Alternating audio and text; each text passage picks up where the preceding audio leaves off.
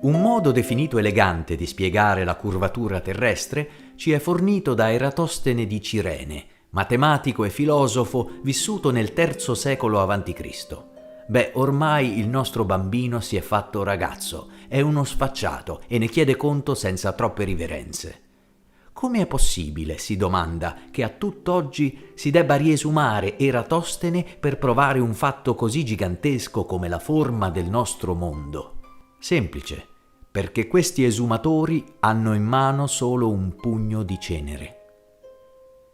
L'esperimento di Eratostene consiste nel misurare il raggio della Terra sferica, che risulta diverso di solo il 5% da quello attualmente ritenuto valido.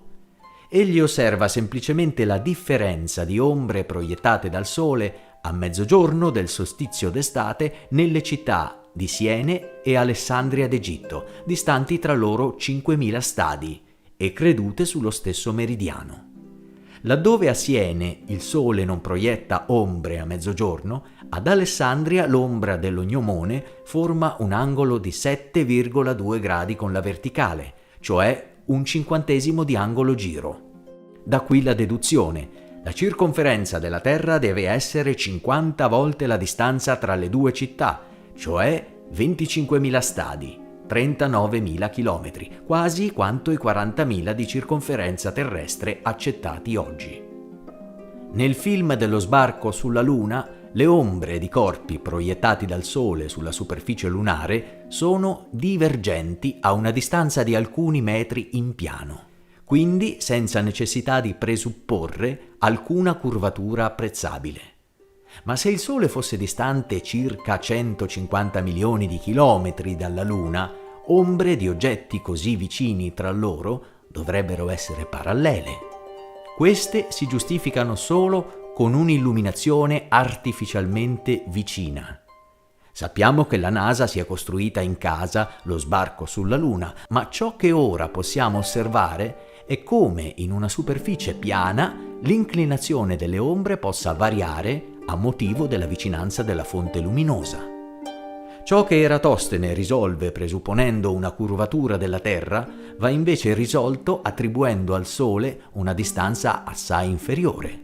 Il modello a terra piatta, infatti, descrive un Sole più vicino alla Terra, come la visione di questi raggi suggerisce. E se questa è falsata, come alcuni affermano, dalla rifrazione atmosferica, significa che anche Eratostene ha fatto i suoi calcoli indotto in errore dal fenomeno della rifrazione. Ma non è così. Wikipedia poi parla di divergenza apparente dei raggi crepuscolari, invocando l'effetto della prospettiva che concentra tutte le linee verso il punto di fuga dell'orizzonte. Ma questa non coinvolge affatto la percezione della loro verticalità. La prospettiva non funziona così, ma così. Però noi vediamo i raggi del Sole in questo modo. Ciò vuol dire che il loro divergere è dovuto alla natura di una fonte omnidirezionale di luce che viene da un Sole più piccolo e vicino di quello che ci raccontano. Così configurato, il Sole crea ombre divergenti, come quelle misurate da Eratostene, su una distanza di 5.000 stadi, ma di una Terra piatta.